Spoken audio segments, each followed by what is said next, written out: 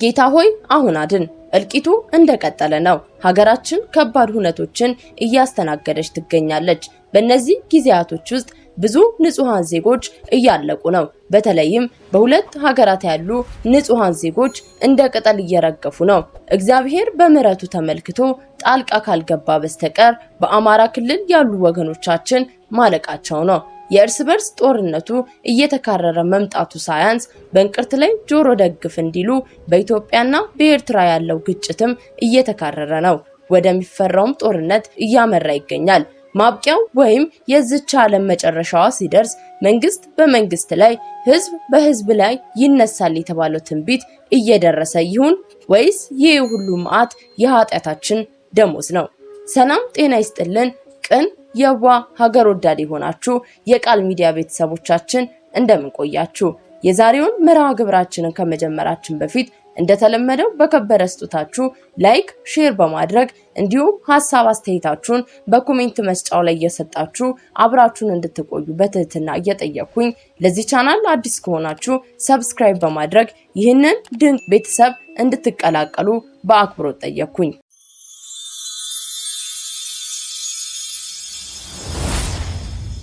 ከቁጥር ባሻገር ነዋሪውን ከባድ ዋጋ እያስከፈለ ያለው የሁለት ዓመቱ የአማራ ክልል ግጭት 2 ዓመታትን ሊደፍን የተቃረበው የአማራ ክልል የትጥቅ ግጭት ባለፉት ሳምንታት መባባሱን ነዋሪዎች ይናገራሉ። የመንግስት ኃይሎችና የፋኖ ታጣቂዎች አንዳቸው ባንዳቸው ላይ ከባድ ጉዳት ማድረሳቸውንም እየገለጹ ነው። የሀገሪቱ ሁለተኛ ትልቅ ክፍል የሆነው የአማራ ክልል ደም አፋሳሹ የትግራይ ጦርነትን የቋጨው ፊርማ ሳይደርቅ ያዝለቀቅ በሚል ግጭት እየታመሰ ይገኛል። ከሚያዚያ 2015 ዓ.ም ጀምሮ የተቀሰቀሰው የአማራ ክልል ግጭት ከነጠቀው የህይወት ባሻገር ነዋሪዎች መራር መከራና ተስፋ መቁረጥ ውስጥ እንዲገቡ እንዳደረጋቸው ይናገራሉ። የሰብአዊ መብት ድርጅቶች በክልሉ ውስጥ ከፍርድ ውጪ ግድያ፣ በሲቪሎች ላይ የሚፈጸሙ ጥቃቶች፣ ከህግ ውጪ እስራት፣ አስገድዶ ስወራ፣ የንብረት ውድመትና ዘረፋ እንደሚፈጸም ይገልጻሉ። በክልሉ በግጭቱ ምክንያት ከደረሰው ውድመት ለማገገም 10 ቢሊዮን ዶላር መልሶ ማቋቋሚያ እንደሚያስፈልግ መንግስት በቅርቡ አስታውቋል። ምንም እንኳን ለ10 ወራት የዘለቀው የአስቸኳይ ጊዜ አዋጅ ግንቦት 28 2016 ዓ.ም ቢያልቅም ክልሉ በህግ ያልተራዘመ የአስቸኳይ ጊዜ አዋጅ ስር እንደሚገኝ ባለሙያዎች ይናገራሉ። ስማቸው እንዳይገለጽ የጠየቁ የሰብአዊ መብት ባለሙያ የክልሉን ቀውስ ሲገልጹ ዘርፈ ብዙና ውስብስብ ይሉታል። በክልሉ የዕለት ተዕለትና ማህበራዊ እንቅስቃሴ የተገደበ ሲሆን የትምህርትና የሕክምና አገልግሎት መስተጓጎልን ጨምሮ ማህበረሰቡ በስጋት ኑሮውን እንዲገፋ ተገዷል። ባለፉት 6 ወራት ከ148 እናቶች ከወሊድ ጋር በተያያዘ እንዲሁም 70 ሰዎች ደግሞ በወባ በሽታ ህይወታቸው ማለፉንም የክልሉ መንግስት አስታውቋል። 4.2 ሚሊዮን ተማሪዎች ወይም 60% የክልሉ ተማሪዎች ከትምህርት ገበታ የራቁ ሲሆን ወላጆች ልጆቻቸውን ወደ ትምህርት ቤት እንዲልኩ የገንዘብ ቅጣት እንደተጣለባቸውም ይናገራሉ።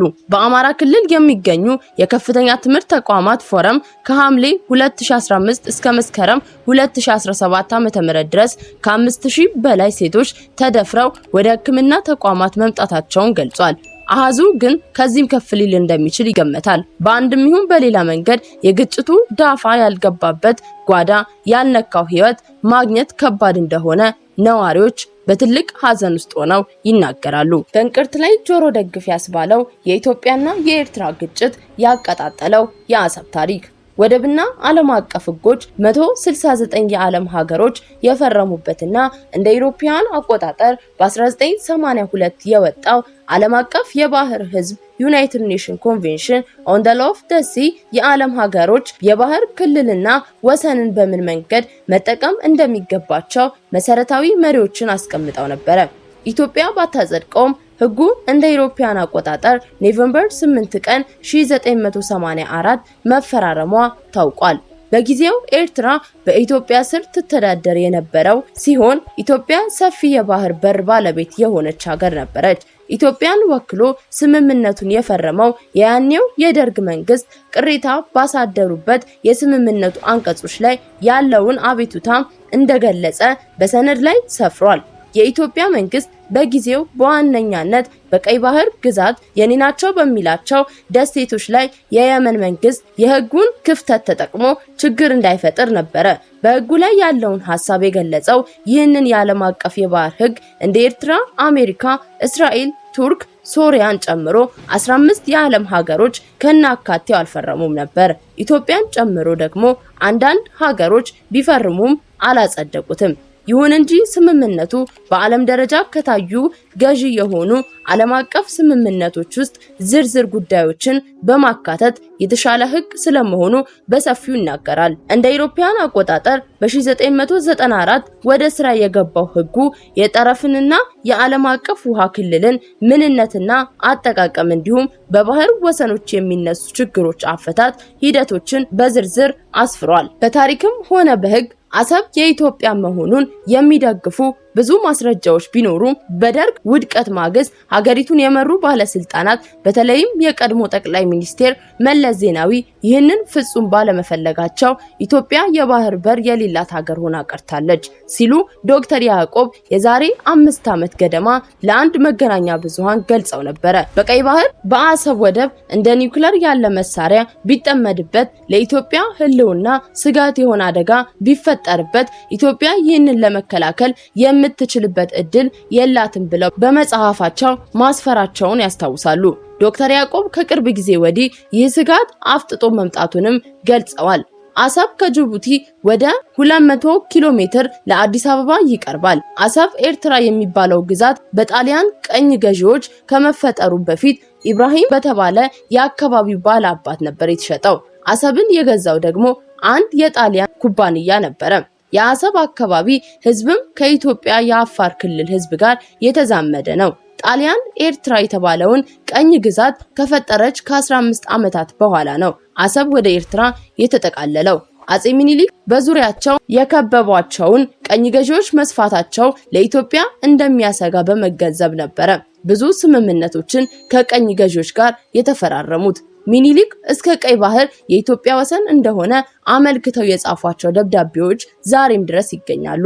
በካይሮ እንደ ኢሮፓውያን አቆጣጠር በ1964 የቀኝ ግዛት ስምምነት ተጠብቆ እንዲቆይ የሚደረግ ስምምነት ተፈርሟል። መላው ዓለም ባይቀበላቸውም ኤርትራውያን የኢትዮጵያ ቀኝ ተገዢ ነን ሲሉ ይደመጣሉ።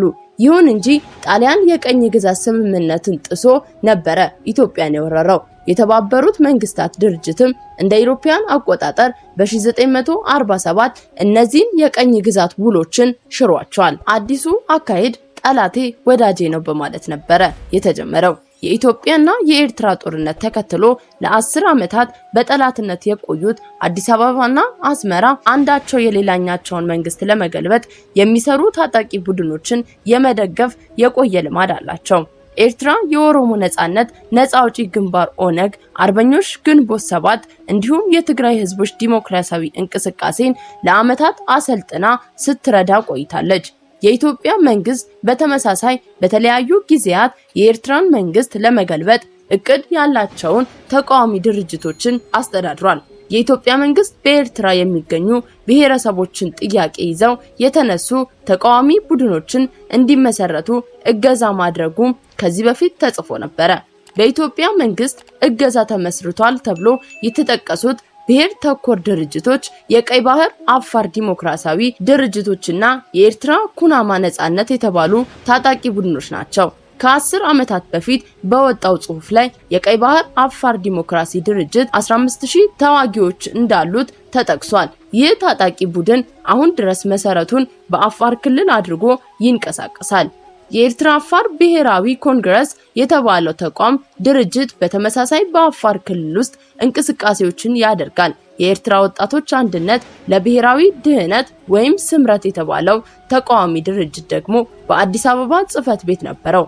የኤርትራ ተቃዋሚ ድርጅቶችን የኢትዮጵያን እንቅስቃሴዎች በተመለከተ ከሚጠቀሱ እውነታዎች አንዱ በ2003 ዓመተ ምህረት በሐዋሳ ከተማ የተካሄደውን ኮንፈረንስ ነው። ለ10 ቀናት የተካሄደው ይህ ኮንፈረንስ በተለያዩ ሀገራት የሚገኙ ከ500 በላይ የሚሆኑ የፖለቲካ ድርጅቶች፣ የሲቪክ ማህበረሰብ ድርጅቶችና የወጣቶች ተወካዮች የተሳተፉበት ነው። የኤርትራ ዲያስፖራ ማህበረሰብ የተቃውሞ እንቅስቃሴዎች በተመለከተ በ2015 ዓ.ም የታተመ አንድ ጥናት በሐዋሳው ኮንፈረንስ ላይ 21 የፖለቲካ ድርጅቶች መሳተፋቸውን አስፍሯል። በጃፓን ቶኪዮ ከተማ የሚገኘው የኢትዮጵያ ኤምባሲ በወቅቱ በድረገጹ ባወጣው ጽሑፍ ከ30 በላይ ፖለቲካ ፓርቲዎች በኮንፈረንሱ ላይ መሳተፋቸውን ገልጿል። የኤርትራ መንግስትን ለመገልበጥ የሚያስችል አብይ ስልትን ለማጽደቅ በተካሄደው በዚህ ኮንፈረንስ ላይ በወቅቱ የኢትዮጵያ ህዝቦች አብዮታዊ ግንባር ኢህአዴግ ጽህፈት ቤት ኃላፊ የነበሩት አምባሳደር ሬድዋን ሁሴን እንደተገኙ የኤምባሲው ጽሑፍ ያስረዳል። አምባሳደር ሬድዋን ሁሴን ለኮንፈረንሱ መክፈቻ ባደረጉት ንግግር ኮንፈረንሱ የኤርትራ ተቃዋሚ ኃይሎች ልዩነታቸውን እንዲፈቱና ስምምነት ላይ እንዲደርሱ ይረዳል የሚል እምነት እንዳላቸው እንደገለጹ በጽሑፉ ላይ ሰፍሯል። የኤምባሲው ጽሑፍ የኢትዮጵያ ህዝብና መንግስት በኤርትራ ሰላምና ዴሞክራሲ ለማምጣት በሚደረገው ትግል ድጋፍ እንደሚያደርግም ቃል ገብቷል ሲል የአምባሳደር ሬድዋን ሁሴን ንግግር ይገልጻል። ለሐዋሳው ኮንፈረንስ ዝግጅት ለማድረግ በአዲስ አበባና በቢሾፍቱ ከተማዎች በተካሄደው ስብሰባዎች ላይ የተሳተፈው ጋዜጠኛ ካሊድ አብዱ የኤርትራ ተቃዋሚ ድርጅቶች በአዲስ አበባ እንዲሁም አዲግራትና ሽሬ ባሉ የክልል ከተሞች ጽህፈት ቤቶች እንደነበራቸው ያስታውሳል። ጽህፈት ቤቶቻቸው እንዲያስተዳድሩ በየወሩ ከመንግስት የሚሰጣቸው የተወሰነ ገንዘብ ነበረ። በተለይ መሳሪያ አንግበው የሚታገሉትን ይረዷቸው ነበር ሲል ለቢቢሲ ተናግሯል። ውድ የቃል ሚዲያ ቤተሰቦቻችን ለዛሬ የያዝንላችሁ መርሃ ግብር ይህንን ይመስል ነበረ። ለሀገራችን ሰላምና ፍቅርን እግዚአብሔር እንዲያድልልን እየተመኘን በሌላ በአዲስ መረጃዎቻችን እስክንገናኝ ድረስ ሰናይ ጊዜን ተመኘን ከቃል ሚዲያ።